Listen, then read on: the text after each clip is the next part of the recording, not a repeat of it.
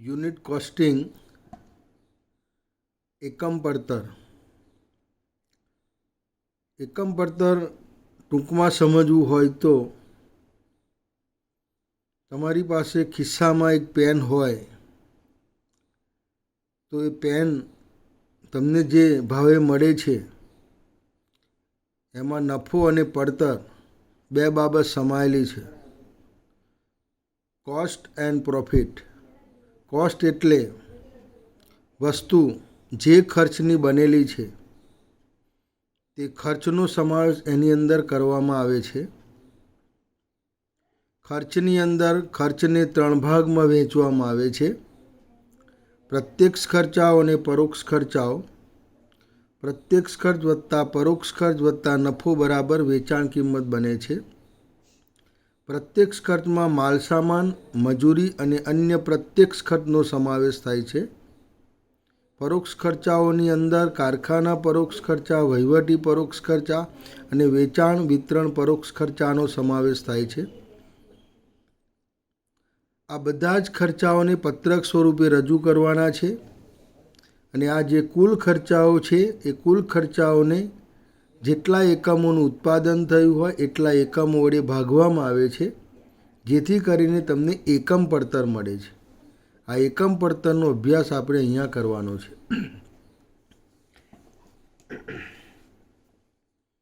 This is a method of costing by the unit of production where manufacturer is a continuous and unit are identical. જ્યાં ઉત્પાદન સતત ચાલતું હોય અને એક જ પ્રકારના એકમોનું ઉત્પાદન થતું હોય ત્યાં એકમ પડતર પદ્ધતિથી એકમ પડતર શોધવામાં આવે છે. The object of this method is to ascertain the cost per unit of output. આ પદ્ધતિનો મુખ્ય હેતુ જે વસ્તુનું ઉત્પાદન થયું છે એની એકમ દીઠ પડતર નક્કી કરવાનો છે. So the method is known as a single costing or unit costing or output costing. તેથી આ પદ્ધતિને એકમ પડતર પદ્ધતિ કે ઉત્પાદન પડતર પદ્ધતિ તરીકે ઓળખવામાં આવે છે.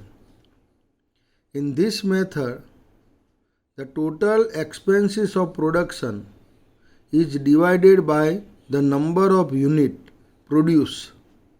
આ પદ્ધતિની અંદર ઉત્પાદન માટે જે ખર્ચાઓ થયા છે એ ખર્ચને જે એકમોનું ઉત્પાદન થયું છે એના વડે ભાગવામાં આવે છે.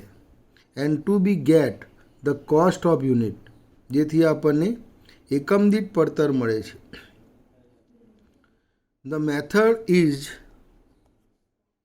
particularly suited to breweries, dairies, bricks making, coal quarries, industries, paper mills, sugar mills, etc.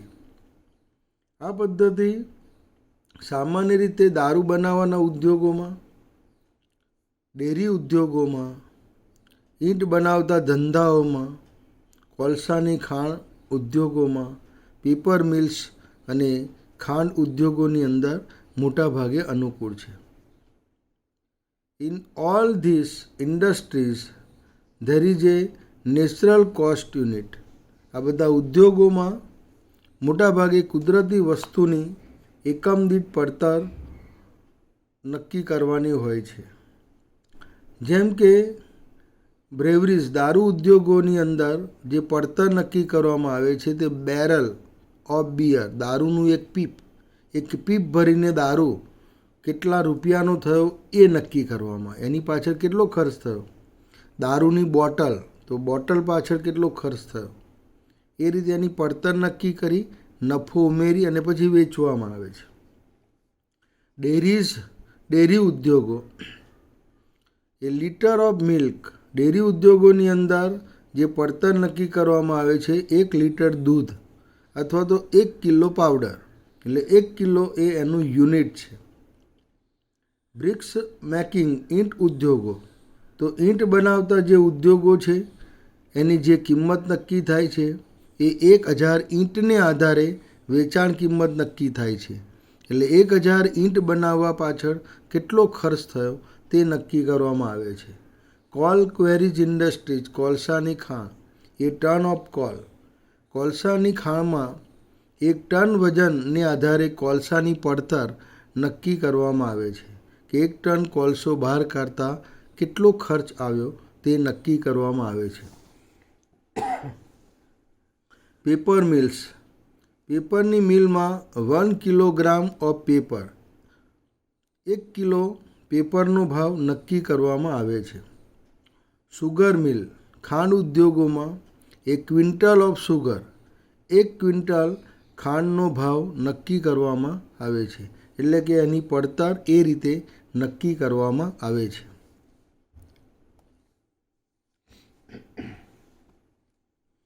Cost sheet, પડતરનું પત્રક.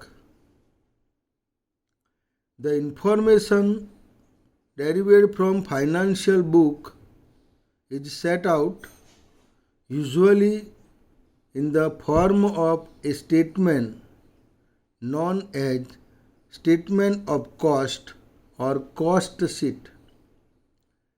નાણાકીય હિસાબોમાંથી જે માહિતી આપણને પ્રાપ્ત થાય છે એ માહિતીને યોગ્ય સ્વરૂપમાં, પત્રક સ્વરૂપમાં ગોઠવવામાં આવે છે.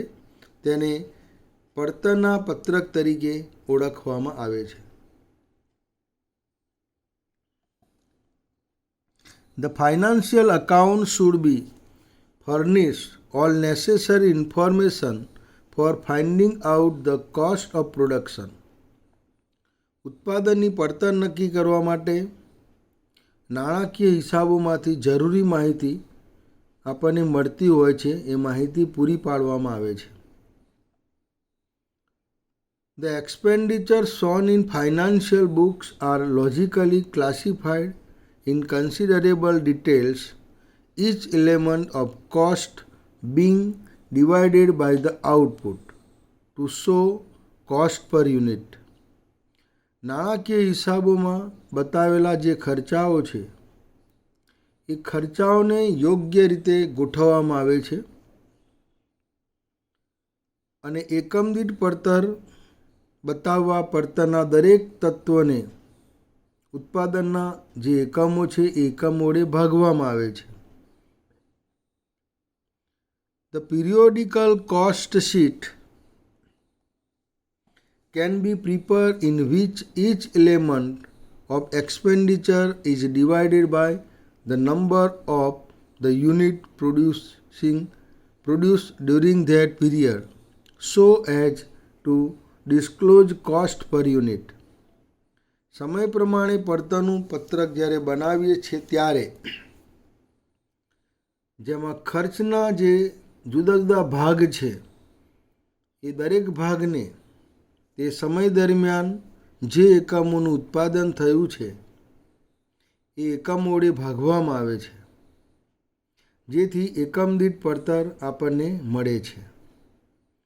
Cost sheet should be furnished the total expenditure incurred, cost per unit of output and the percentage of contribution of each item of expenditure to the total cost of production be indicated.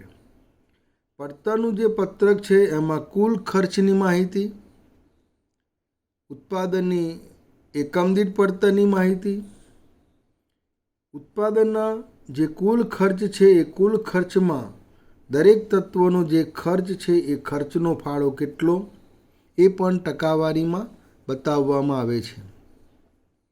The cost sheet should provide figure of the previous period for comparison purpose.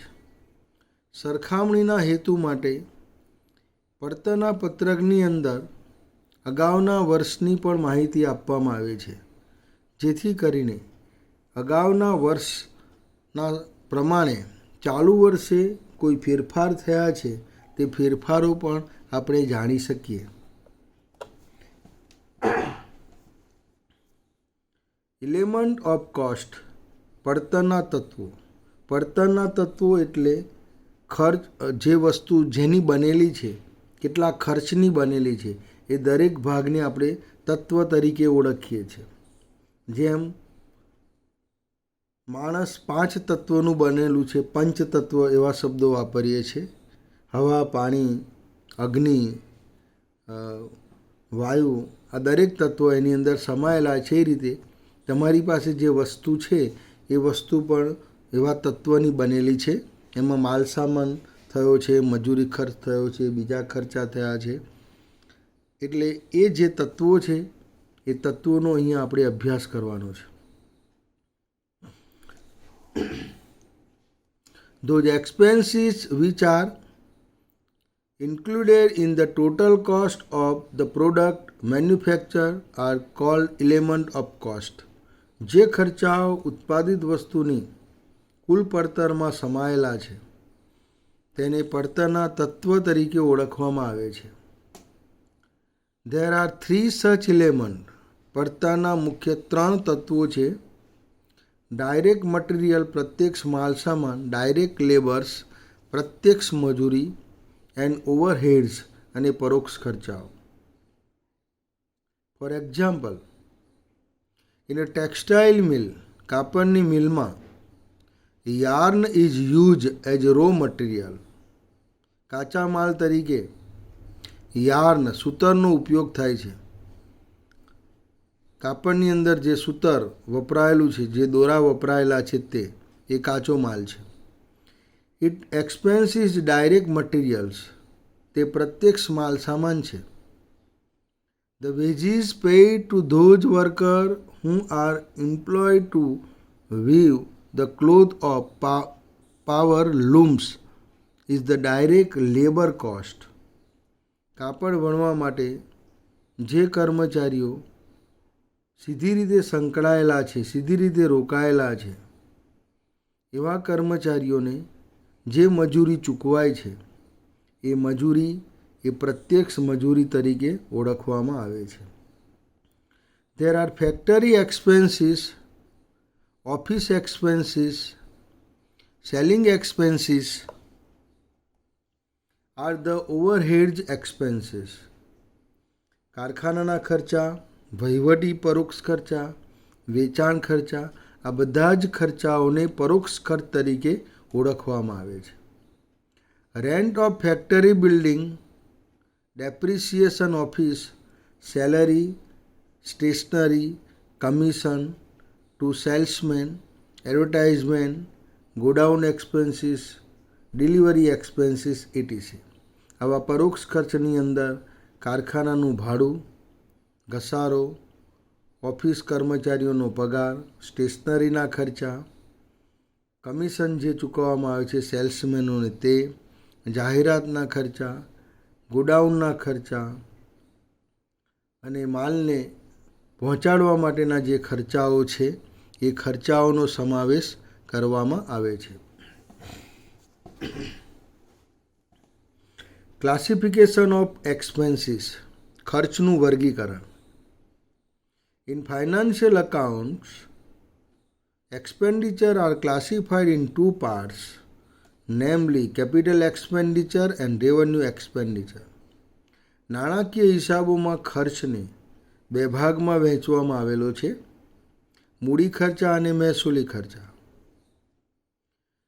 In cost account, જ્યારે પડતરના હિસાબોમાં expenditure are classified in 2 groups, 2 ભાગમાં વહેંચવામાં આવેલો છે. Direct expenses, પ્રત્યક્ષ ખર્ચા, and indirect expenses, પરોક્ષ ખર્ચા. ડાયરેક્ટ એક્સપેન્સીસ, પ્રત્યક્ષ ખર્ચા કોને કહેવાય? Direct expenses are those which can be conveniently charge direct to specific cost unit. પ્રત્યક્ષ ખર્ચાઓ એટલે એવા ખર્ચાઓ કે જે ખર્ચા જે એકમ છે એ એકમની પડતરમાં એને સ્પષ્ટ રીતે સરળતાથી તમે ફાળવી શકો છો અને પડતર નક્કી કરી શકો છો, ઉધારી શકો છો તેવા ખર્ચા. ડાયરેક્ટ એક્સપેન્સીસ મે બી સબ ડિવાઇડેડ એઝ અંડર. આવા જે પ્રત્યક્ષ ખર્ચાઓ છે એને નીચે પ્રમાણે વહેંચી શકાય છે. ડાયરેક્ટ ખર્ચની અંદર, પ્રત્યક્ષ ખર્ચની અંદર પહેલો જે ખર્ચ છે, ફર્સ્ટ એક્સપેન્સીસ, ડાયરેક્ટ મટીરિયલ, પ્રત્યક્ષ માલસામાન. Direct materials are all materials that become a part of the product.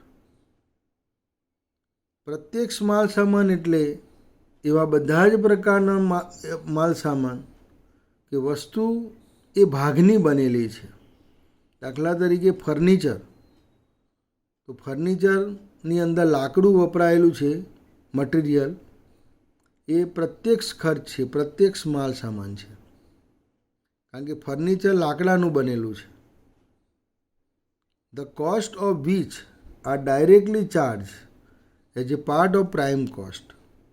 પ્રાથમિક પડતરના ભાગ તરીકે અને સીધી રીતે તમે વહેંચી શકો છો, ઉધારી શકો છો. તેથી તે પ્રત્યક્ષ ખર્ચ છે.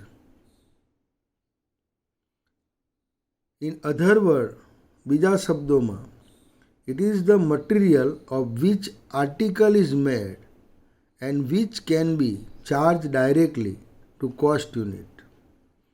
બીજા શબ્દોમાં કહીએ તો વસ્તુ જેની બનેલી છે, જે માલસામાનની બનેલી છે અને જેને તમે સીધી રીતે ઉધારી શકો છો, તે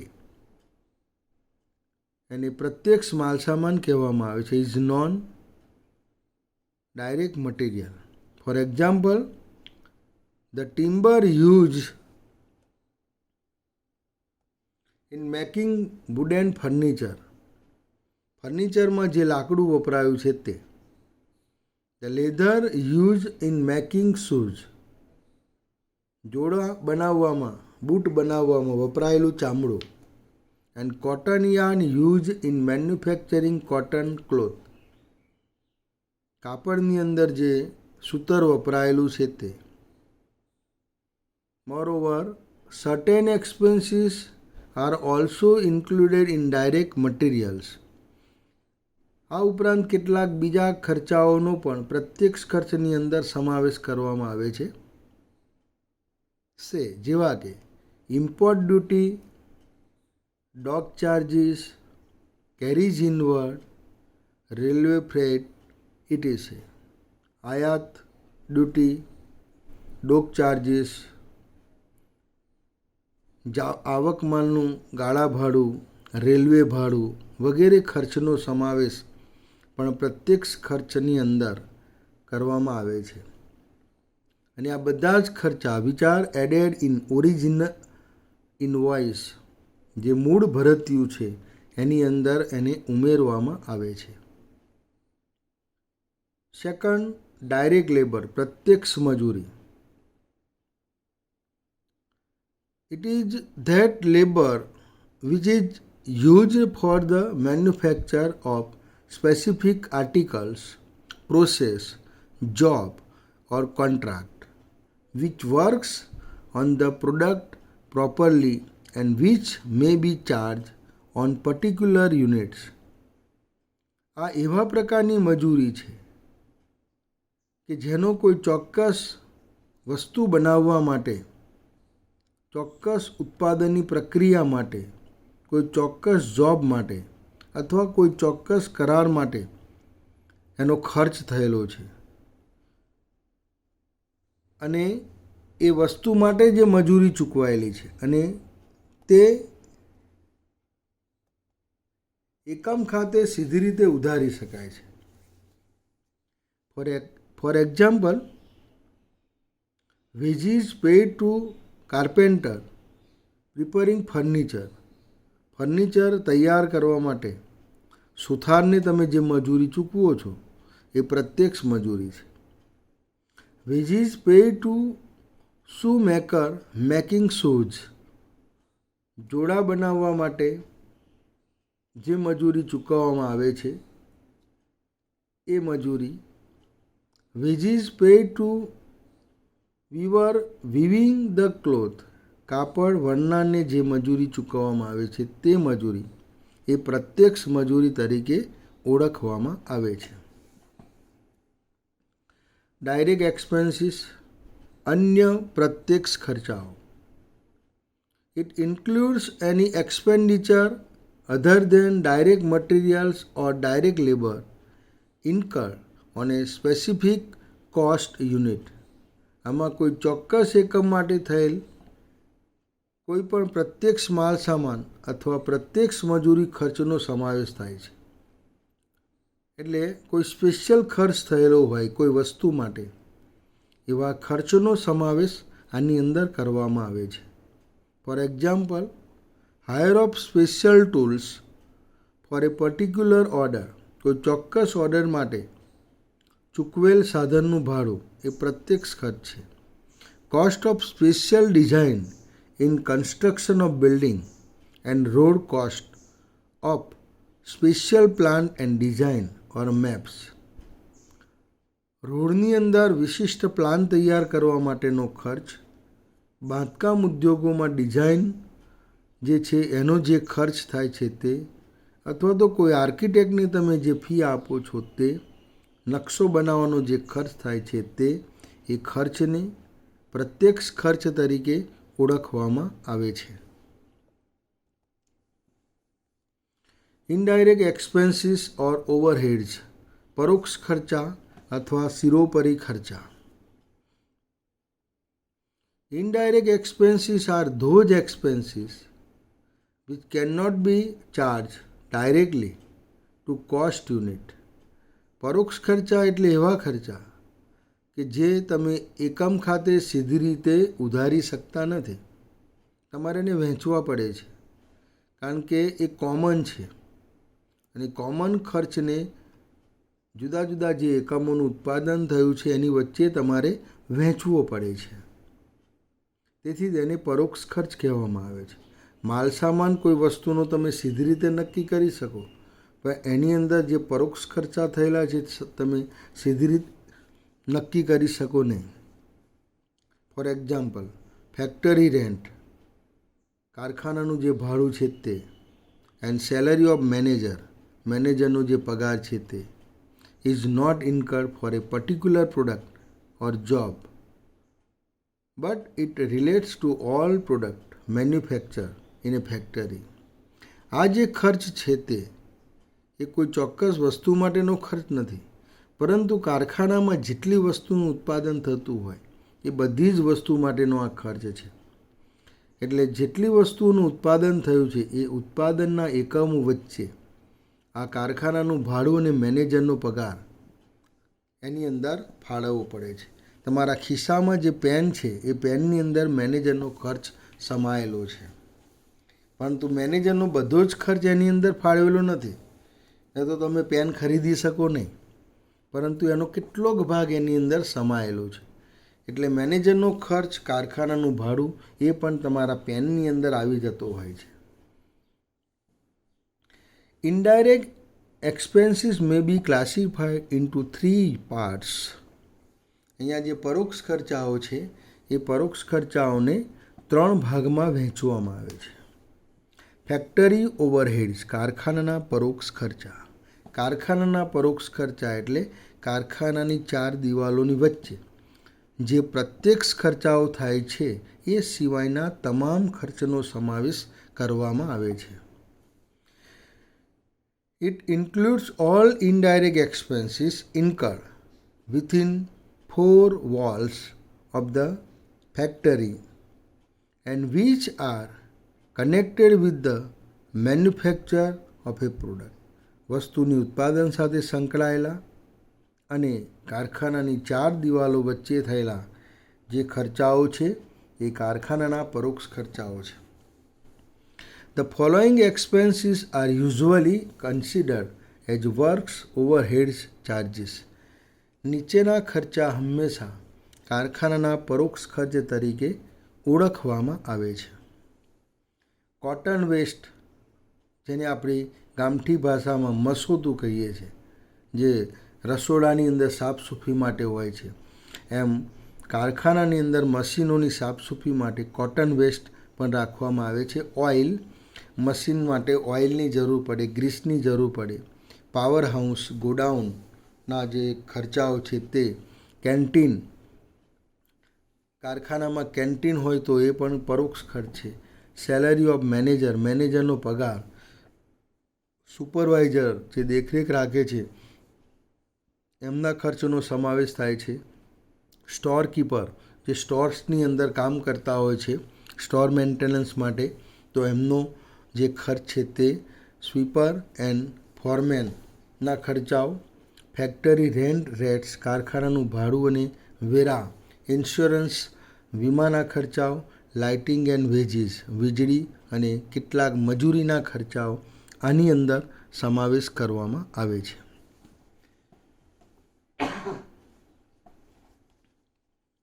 સેકન્ડ, ઓફિસ ઓર એડમિનિસ્ટ્રેશન ઓવરહેડ્સ, ઓફિસ કે વહીવટી ખર્ચાઓ.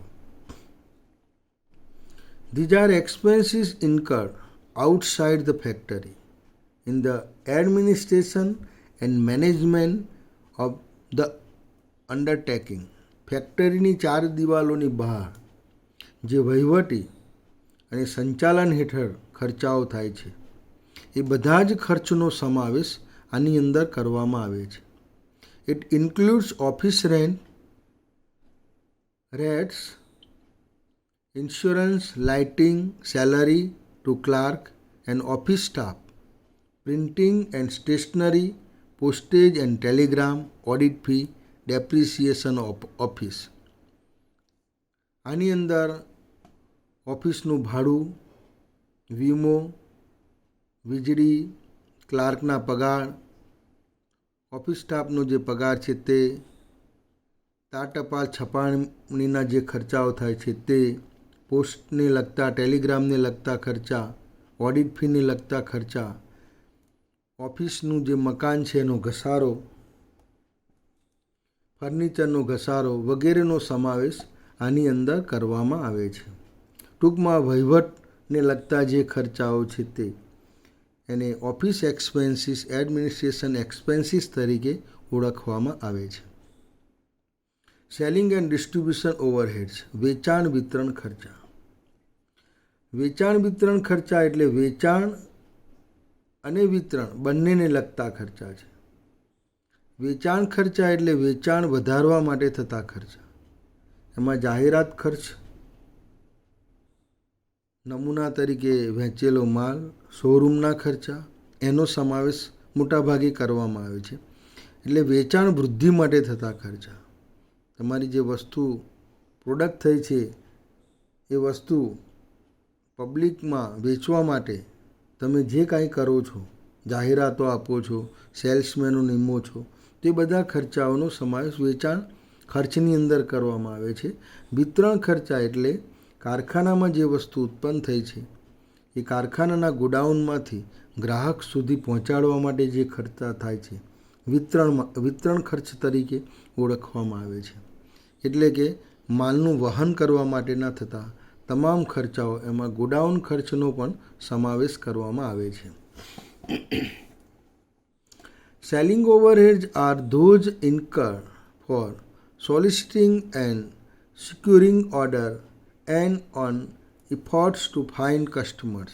વેચાણ ખર્ચા એટલે જે ખર્ચા ઓર્ડર મેળવવા માટે અને ઓર્ડર મળ્યા પછી એને ટકાવી રાખવા માટે તેમજ ગ્રાહકો વધારવા માટે થતા ખર્ચા છે. It includes various expenses for increasing demand for the goods produce. ઉત્પન્ન થયેલા માલની માગ વધારવા માટે થતા જુદા જુદા ખર્ચનો સમાવેશ આની અંદર કરવામાં આવે છે. For example, salary of sales office, વેચાણ ઓફિસના ખર્ચા, વેચાણ ઓફિસનું ભાડું, રેન્ટ, રેટ્સ, એના કરવેરા, એનો વીમો, insurance, lighting etc. Salary of salesman, advertisement expenses, સેલ્સમેનના પગારો, જાહેરાતના ખર્ચાઓ, શોરૂમ એક્સપેન્સીસ, જે મોટા મોટા ડિસ્પ્લે ઊભા કરવામાં આવે છે, શોરૂમ ઊભા કરવામાં આવે છે, એના ખર્ચાઓ, ડિસ્કાઉન્ટ અલાવ, મંજૂર કરેલો વટાવ, વેચાણ વધારવા માટે તમે વેચાણની રકમમાંથી વટાવ બાદ આપો છો. એન્ડ બેડ ડેટ્સ, અને ઉધાર વેચાણ તમે કરો ત્યારે, ઉધાર વેચાણ કેમ કરો? વેચાણ વધારવા માટે. એટલે જે ઘાલખાત પડે એ ઘાલખાતનો જે ખર્ચ છે એ વેચાણ ખર્ચની અંદર સમાવિષ્ટ કરવામાં આવે છે. Distribution overheads includes of all expenditure from the time of product is completed unit until it reaches its destination. વસ્તુ તૈયાર થાય પછી ગ્રાહક સુધી પહોંચે ત્યાં સુધીના બધા જ ખર્ચનો સમાવેશ આની અંદર કરવામાં આવે છે. It includes all warehouse expenses, ગોડાઉનના તમામ ખર્ચાઓ, પેકિંગ ચાર્જીસ, પેકિંગનો જે ખર્ચ થાય છે તે, કારણ કે પેકિંગ કેમ કરવામાં આવે? વસ્તુ ગ્રાહક સુધી સહી સલામત જાય એટલા માટે પેકિંગ કરવામાં આવે.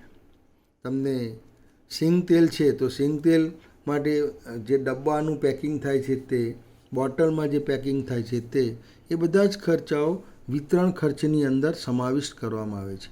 કેરીઝ આઉટવર્ડ, જાવક માલનું ગાળા ભાડું. And delivery van expenses, delivery વાનના જે ખર્ચાઓ છે એનો સમાવેશ આની અંદર કરવામાં આવે છે. હવે જે સમગ્ર વસ્તુ તૈયાર થાય છે એની પાછળ જે ખર્ચાઓ છે એ ખર્ચાઓ ઉમેરતા જાઓ ત્યારે વસ્તુનું નામ બદલાતું જાય છે. એના કેટલાક ભાગો અહીંયા આપેલા છે. કમ્પોનન્ટ્સ ઓફ ટોટલ કોસ્ટ, કુલ પડતર જેની બનેલી છે એના જુદા જુદા ભાગો. તો ફર્સ્ટ પ્રાઇમ કોસ્ટ, પ્રાથમિક પડતર. પ્રાથમિક પડતર એટલે વસ્તુ જેની બનેલી છે તે અને એનો જે ઘડનાર છે તે, એ બંનેને ભેગા કરો એટલે પ્રાથમિક ખર્ચ બને. દાખલા તરીકે લાકડું અને એનો તૈયાર જે કરનાર છે સુથાર, કાર્પેન્ટર, એ બંનેનો ખર્ચ જે છે તે એ પ્રાથમિક ખર્ચની અંદર સમાવિષ્ટ કરવામાં આવે છે. તો પ્રાઇમ કોસ્ટની અંદર direct materials, direct labour and direct expenses, અન્ય જે પ્રત્યક્ષ ખર્ચાઓ છે તે એનો સમાવેશ થાય છે. Second, factory cost. પ્રાથમિક પડતર પછી કારખાના પડતર આવે. કારખાના પડતરની અંદર પ્રાથમિક ખર્ચા તો છે જ, પણ બીજા 4 દિવાલોની વચ્ચે જે ઉત્પાદન માટે થયેલા ખર્ચાઓ છે તે એનો સમાવેશ પણ કરવામાં આવે છે. ફેક્ટરી ઓવરહેડ્સ, કારખાનાના પરોક્ષ ખર્ચાઓ. અહીંયા ફર્નિચરની અંદર જોઈએ તો ફર્નિચર ઉપર પોલિશ કરનાર હોય, એને કલર કરનાર હોય, તો એ બધા જે ખર્ચાઓ છે એ આપણે કારખાના ખર્ચ તરીકે એને ઓળખીશું, પરોક્ષ ખર્ચ તરીકે. ત્રીજો ભાગ છે ઓફિસ કોસ્ટ, ઓફિસ પડતર ઓર પ્રોડક્શન કોસ્ટ, એને ઉત્પાદન પડતર તરીકે પણ ઓળખવામાં આવે છે. અહીંયા કારખાના પડતર જે ઉપર નક્કી થઈ એની અંદર વહીવટને લગતા ખર્ચાઓ ઉમેરવામાં આવે છે. એટલે factory cost plus administration overhead, વહીવટી ખર્ચનો સમાવેશ, જે ઓફિસને લગતા ખર્ચાઓ છે. એટલે વસ્તુની આ ઉત્પાદન પડતર થઈ, વસ્તુ ઉત્પન્ન કરવા માટેના જે ખર્ચાઓ છે તે આટલે સુધી આવે. ત્યાર પછી cost of sales, total cost, વેચાણ પડતર અથવા તો કુલ પડતર તરીકે પણ ઓળખવામાં આવે છે. વેચાણ ખર્ચની અંદર ઉત્પાદન પડતર તો ખરી જ, વત્તા selling overheads, selling and distribution overheads, વેચાણ વિતરણ ખર્ચનો સમાવેશ આની અંદર કરવામાં આવે છે. એટલે આપણને વેચાણ પડતર મળે. ત્યાર પછી છેલ્લો ભાગ છે સેલિંગ પ્રાઇસ ઓર સેલ્સ, વેચાણ કિંમત, વેચાણ. વસ્તુ તમારા ખિસ્સામાં આવે, પેન તમારા ખિસ્સામાં આવે ત્યારે એની પડતર વત્તા એની અંદર નફો ઉમેરેલો હોય છે. એટલે આ બંને ભેગું થાય એટલે એનું નામ બદલાઈ જાય, વેચાણ કિંમત. સેલિંગ પ્રાઇસ એટલે કોસ્ટ ઓફ સેલ્સ, એ વસ્તુ તમારા સુધી આવી ત્યાં સુધીનો તમામ ખર્ચ એને કોસ્ટ ઓફ સેલ્સ કહેવાય, વેચાણ ખર્ચ કહેવાય. અને તમારી પાસેથી જે વધારાની રકમ લે છે એને પ્રોફિટ કહેવાય. ખર્ચ ઉપરાંત તમારી પાસેથી જે પ્રાપ્ત થાય છે એને નફા તરીકે ઓળખવામાં આવે છે. આ લેક્ચરમાં આપણે આટલે સુધી જોઈએ.